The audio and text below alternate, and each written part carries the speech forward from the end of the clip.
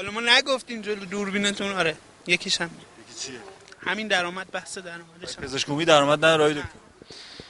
خیلی کمه و خیلی اذیت میشه پزشک عمومی. با بیمه ها مشکل داره، اینا باید توی محیطش باشه بفهمید چقدر مشکل پزشک عمومی زیاده. به نام خدای مهربون و صلوات بر حضرت محمد و آل محمد. سلام، خوش آمدید به 23 آخرین شب از اولین ماه بهار.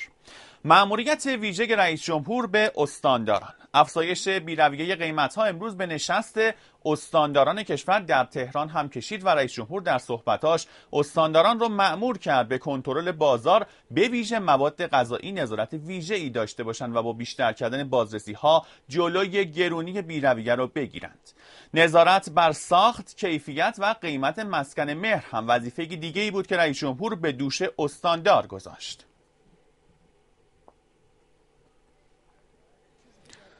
برای کمبود شدید پرستار در بیمارستان‌ها فکری شده؟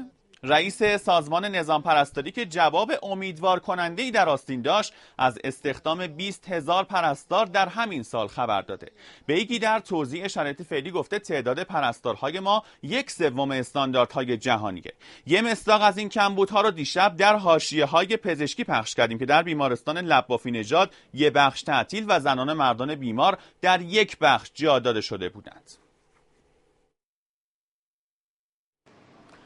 دانشجوهایی که میخوان مهمونی برن به گوش. از حدود 4 ساعت و نیم دیگه سامانه خدمات آموزشی وزارت علوم برای ثبت درخواست مهمانی و انتقال دانشجوهای مقاطع کاردانی و کارشناسی فعال میشه و دانشجوهای دانشگاه‌های دولتی، غیر دولتی و فنی و حرفه‌ای میتونن درخواستاشون رو در این سامانه ثبت کنن. دانشجوها حواسشون باشه طبق آیین‌نامه جدید جابجایی برای هر 2.5 سال فقط همین یه بار در سال انجام میشه و اگه تا 31 اردیبهشت درخواستاشون رو ندن باید قید جابجایی رو بزنن.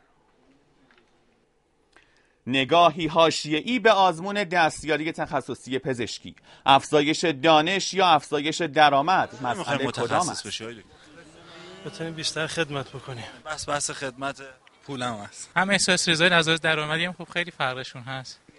حالا ما نگفتین جلو دوربینتون؟ آره یکیش هم. یکی چیه؟ همین درآمد، بحث درآمدش. پزشک عمومی درآمد نداره دکتر. خیلی کمه و خیلی اذیت میشه پزشک عمومی. با بیمه ها مشکل داره، اینا باید توی محیطش باشه بفهمید چقدر مشکل پزشک عمومی زیاده. من کلا این تفاوت سطح درآمدی که بین تخصص با پزشک عمومی وجود داره خیلی غیر منطقیه.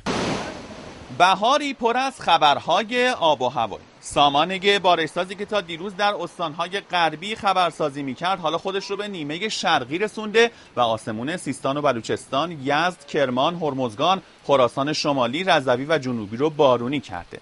سیل شدید در گیلان جون یک نفر رو گرفت و در اصفهان 500 میلیون تومان خسارت رو دست راهداری گذاشت.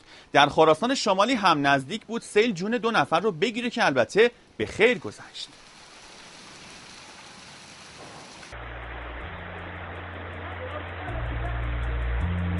10 متری رفتم این پیچ جلوتر دیدم آب و گلولای زیاد شد، خیلی آشغال جلوی آب می اومد. دندقب ماشین گرفتم، یه 10 متری اومد آب خورد به ماشین، خاموش شد. زمانی که رسیدیم اون کسی که سمت چپ رودخونه بود اصلا به قول گفتنی طرف هنگ کرده بود.